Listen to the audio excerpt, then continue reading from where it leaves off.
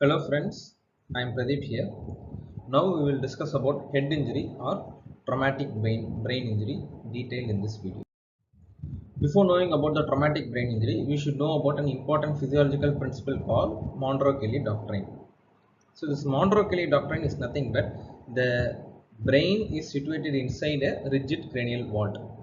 So inside the cranial wall there will be brain, CSF as well as the blood supply to the brain.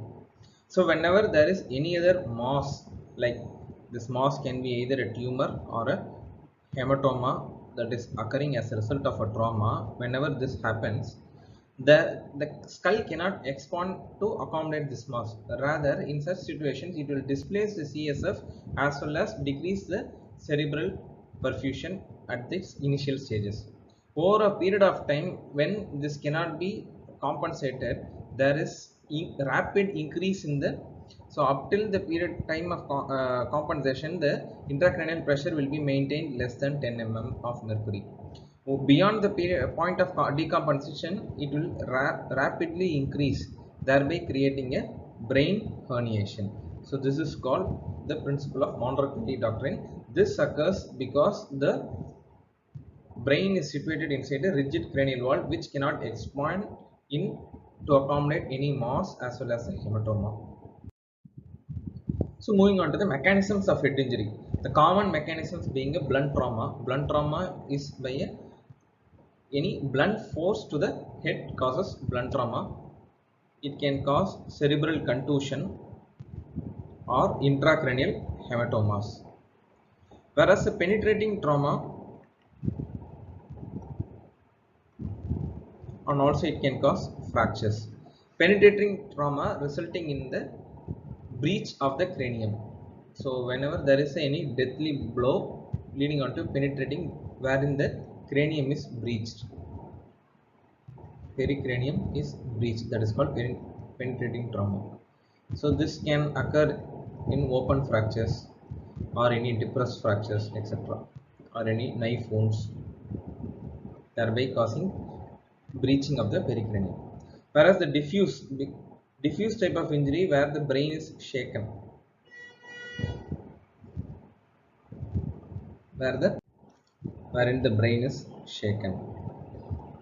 So whenever the brain is moving in a forward motion, or whenever there is any some sudden stop due to the inertia, the inside of the brain moves forward and backward within the cranial wall, that causes contusion as well as diffuse axonal injuries. Diffuse axonal injury as well as cerebral contusion. Moving on to the common types of brain injury. One is the primary brain injury. Is the brain injury that has happened at the time of impact. So the primary brain injuries will be hematomas, fractures, and contusions, etc. Secondary brain injury is nothing but the injury that is occurring as a consequence of primary brain injury. So once the primary brain injury happens, because of the Monro-Kelly doctrine, there will be increased intracranial pressure. Whenever there is increased intracranial pressure, there will be decreased cerebral perfusion pressure, cerebral perfusion. So what will happen? More of edema will be there, and finally hypoxia, cerebral ischemia and hypoxia, and hypoxic brain injury happens. This is called secondary brain injury. So our goal in the treatment of brain injury is to prevent the secondary brain injury. We cannot revert the primary brain injury, but we can prevent the secondary brain injury, which determines the outcome of the patient. So moving on to the assessment. So initially, once the patient receives in the trauma ward, patient airway with C-spine control, primary survey of airway, breathing and circulation will be assessed, and finally with related to neurological function, Glasgow Coma Scale will be assessed. The Glasgow Coma Scale is based upon three responses. One is the eye response and verbal response and the motor response. Each response will have a points ranging from eye response ranging from 1 to 4 points, verbal from 1 to 5, and motor from 1 to 6 points. So with regard to eye response, when the eye opens spontaneously, it will be given as 4 points. Eye opening only to verbal command, 3 points. Eye opening only to pain, 2 points. And no eye opening, the point will be given as 1. With regard to verbal response, patients who are oriented and have a proper conversation will be given 5 points. Confused conversation will be 4 points. Inappropriate responses, inappropriate words, 3 points. Incomprehensible sounds like patient moaning, etc., 2 points. No verbal response is 1 point. In patients who have been ventilated, we cannot elicit verbal response. In such situations, we will be using the term VT. Moving on to motor response. Among all these three, motor response is considered the best predictor of neurological outcome. So when a patient obeys command that all limbs can be moved, will be given 6 points. Like localizing the pain, painful stimulus will be localized. In such cases, it will be given 5 points. Patient will have withdrawal response, will be given 4 points. Decerebrate and decorticate response 3 and 2, and finally no response will be given as 1 point. So the GCS ranges from 3 to 15 points. Among this, 13 to 15 points is considered as minor brain injury. Moderate brain injury is 9 to 12 points, and severe brain injury is less than 8. So all patient presenting with head trauma will require CT brain, particularly non-contrast CT brain. Why? Because with the help of non-contrast CT brain, it can differentiate between the blood and the normal brain parenchyma, because the collected blood will be hyperdense in nature. So the indication for CT, poor GCS, that means there is a decrease in the GCS when there is any neurological deficit, fracture, more than one episode of vomiting, seizures, and in cases where the risk of trivial brain injury is very much higher, like in age more than 65 years, patient having any coagulopathy disorders where there is increased chance for bleeding to occur in the intracranium, and patient is having amnesia and dangerous mechanism like a fall from height or a road traffic accident, all these patients should undergo a CT brain. So now we have done a CT brain. So the CT brain shows this is the cranium, this is the bone, this is the brain parenchyma. You could visualize there is a hyperdense collection noted outside the bone. This is going to be scalp hematoma, scalp soft tissue hematoma. There is a hyperdense concavo-convex lesion, concavo-convex lesion that is present inside the bone window, inside the bone, that is inside the cranium. So when it is concavo-convex, it is called subdural hematoma. Since it is hyperdense, you can name it as acute subdural hematoma, right? So here this is the midline, but these ventricles have been shifted to the contralateral side. This patient have a midline shift. It is a case of a acute frontotemporoparital acute FTP SDH. So we'll discuss the other things. So if you look at this, there is a depressed fracture. There is a depressed fracture, and there is a biconvex hyperdense lesion. Whenever there is a biconvex hyperdense lesion, then classically having the shape of a Italy, biconvex hyperdense lesion, it is called extradural hematoma.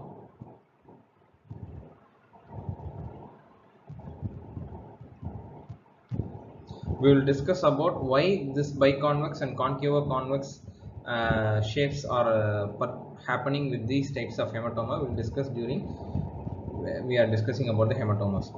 And this CT shows a depressed skull fracture. And there is another hematoma that is called a subarachnoid hematoma. So subarachnoid hematoma, there is a hyperdense lesion in the subarachnoid space, classically having the shape of a star. This is called star sign.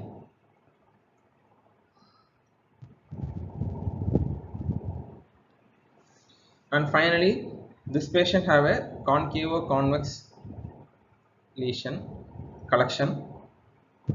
where both hypodense as well as hyperdense is seen. It is a acute and chronic subdural hematoma. Chronic will be hypodense because there is a chronically collected blood. Acute will be acute blood. So acute and chronic subdural hematoma. So moving on to the skull fractures. The skull fracture can be a linear fracture or a compound fracture. Compound fracture means that is the fracture is communicating with the exterior and can be a skull base fracture. So all fractures should be treated with based on the impact that it has caused. For example, if we take a linear fracture, if there are no associated intracranial hematoma, nothing can be done. We have to just maintain the intracranial pressure at the normal level to avoid further secondary brain injury. Right? So when you take a compound fracture, all compound fractures, and when it is depressed fracture, it is impinging on the brain. So such cases, all depressed fractures and compound fracture should be explored. You have to remove the impinging bone fragment that is impinging on the brain, and patient should be started on steroids as well as anti-seizure medications, and patient require prophylactic antibiotics. With regard to the skull base fracture can present, the fracture can happen in either in the anterior cranial fossa or posterior cranial fossa or middle cranial fossa. Depending on the present fracture location, anterior cranial fossa fracture can be associated with CSF rhinorrhea or can be associated with the raccoon eyes, that means periorbital ecchymosis. Middle cranial fossa can present with hemotympanum or battle sign, that is bruising in the mastoid region. And posterior cranial fossa will present with certain nerve palsies like facial nerve as well as hypoglossal nerve palsy. So whenever a skull base fracture is suspected, you should not introduce blind nasogastric tube, because when through the fracture segment the tube can enter into the brain. So blind nasogastric tube insertion is avoided. So this is an example of raccoon eyes. Bilateral periorbital bruising or ecchymosis. This is battle sign, that is bruising around the mastoid region. So now moving on to intracranial hematomas. We discussed two hematomas. One is the extradural or epidural hematoma and the subdural hematoma. We all know there are three layers of the brain: dura mater, arachnoid, and pia mater. Pia mater will surround the brain, and the second layer is the arachnoid, and final is the dura. So whenever there is any collection between the bone and the dura, it is called extradural. Whenever there is any collection happening between the arachnoid and the dura mater, it is called a subdural hematoma. Since the dura gets attached to the sutures, that is the cranial sutures, the collection will be limited between these attachments. That's why it does not cross a suture line. That's why it has a biconvex lesion, biconvex shape. Since it located beneath the dura, there is nothing to limit the spread of collection. So subdural hematoma will crosses the suture line and it will have a convex shape in CT. So how this extradural hematoma occurs? The extradural hematoma is commonly occurring due to a middle meningeal artery injury. So extradural hematoma, it is an arterial blood which is rapid. Subdural hematoma is due to the rupture of the bridging veins, that is the rupture of the cortical bridging veins. So it is a venous blood. Subdural hematoma is a venous bleed. So looking at the differences between the extradural and the subdural hematomas. For an extradural hematoma to happen, even a low energy mechanism will be sufficient, and as we discussed, it commonly due to the middle meningeal artery injury, leading on to collection of blood between the inner table of the skull as well as the dura. So the CT shows a biconvex hyperdense lesion. So it is often associated with the skull fracture on the same side of the bleed. and there is a lucid interval. Lucid interval meaning the patient will have loss of consciousness at the time of impact, and immediately after the impact patient will regain consciousness, and once the extradural hematoma sets in and it becomes very severe, again the patient loses the consciousness. So the interim normal period between the two state of loss of consciousness is called the lucid interval. That is commonly seen with extradural hematoma. It's not seen in subdural hematomas. So it is an emergency procedure for which emergency burr hole of the skull bone should be done at the site of the bleed, and you should evacuate the extradural hematoma, thereby preventing the compression effect on the brain as well as increase in the intracranial pressure. So why emergency evacuation will be done? It is done to prevent the secondary brain injury. The mortality is very low, almost 10 to 20%. Whereas for subdural hematoma to happen, it requires high energy mechanism, and because of the high energy mechanism there will be coup and counter coup injury. Whenever there is any blow occurs here, the brain will go and uh, have an impact on the contralateral on the opposite bone, thereby having an hematoma occurring in the opposite side of the impact. So seen on the exact opposite side of impact, there is no lucid interval. Patient will have a generalized loss of consciousness and patient will have poor GCS, and in CT there will be diffuse concave hyperdense lesion, and treatment require whenever there is any midline shift, whenever the intracranial pressure cannot be kept under control, patient requires a decompressive craniectomy. Decompressive craniectomy, that is called craniotomy, wherein you remove the part of the parietal bone from the side of the bleed, thereby relieving the intracranial pressure, thereby allowing the cerebral edema to settle in. Once the patient uh, uh, brain achieves a homeostasis, the bone can be placed afterwards through a secondary surgery. Moving on to secondary brain injury. So as we discussed, the secondary brain injury occurs due to increased intracranial pressure, and that leads to decreased cerebral perfusion. So you should know this equation. Cerebral perfusion pressure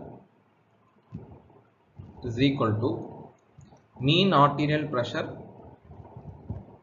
minus intracranial pressure.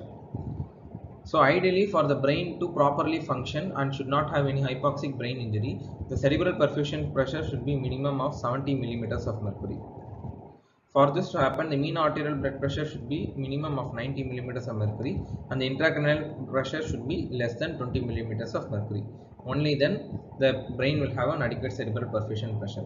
And also, you should not allow the partial pressure of carbon dioxide not below 25 millimeters of mercury. If it happens, there will be reflex cerebral vasoconstriction, thereby worsening the cerebral perfusion as well as secondary brain injury.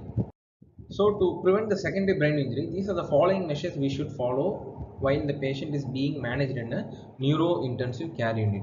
The first thing is to keep the head end of the bed elevated or keep the patient under reverse Sundberg position.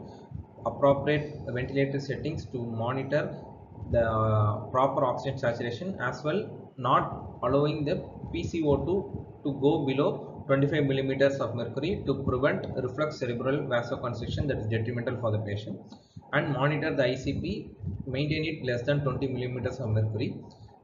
To decrease the intracranial pressure, we can use mannitol to decrease the cerebral edema, as well as to decrease the brain activity, you can keep the patient under sedation as well as paralyzed with barbiturates.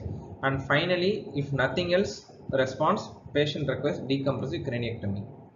So in such situations, these are the things should be avoided, like steroids, hypotonic fluids. Hypotonic fluids, if we give, there will be more brain edema will be occurring, and you should not allow hyperventilation. Hyperventilation will cause decrease in PCO2, which will aggravate the cerebral vasoconstriction. So these things should be avoided. So with this, we have completed the primary brain injury, types of brain injury, fractures, hematomas, how to read a CT, etc. And finally, how to prevent the secondary brain injury. Now let's discuss this with some MCQs.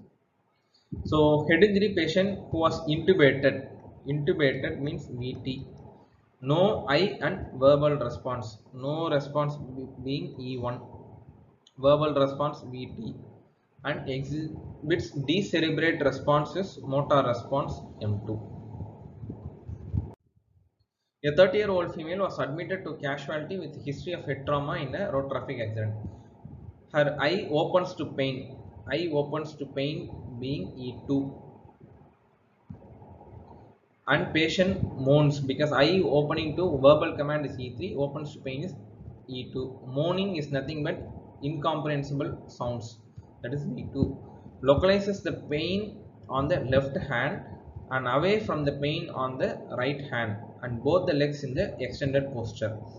So here we are having a M2 response as well as the localizes the pain meaning M5 and withdrawal being M4. So among when more motor responses are elicited in a patient, we always have to take the best response. The best response will be M5. So the total will be 9. All of the following are indications for non-contrast CT brain when a patient present with head injury, except for open skull fracture it is indicated, for GCS less than 15 it is indicated, for amnesia it is indicated, for one episode of vomiting it is not indicated. It is clearly given more than one episode of vomiting. Goals in the treatment are to prevent the secondary brain injury in neuro-intensive care unit all except. We should maintain the CPP is equal to MAP minus ICP 70 90 minus 20, but PCO2 should not be below 25 millimeters of mercury because that will cause reflex cerebral vasoconstriction. What is the first line of treatment to reduce the intracranial pressure? Always you have to put a external ventricular drain. So this external ventricular drain will be done when the patient is received in NICU, and with the help of the external ventricular drain only we can monitor the intracranial pressure continuously, right? So with this we have come to the end of the discussion. Thank you.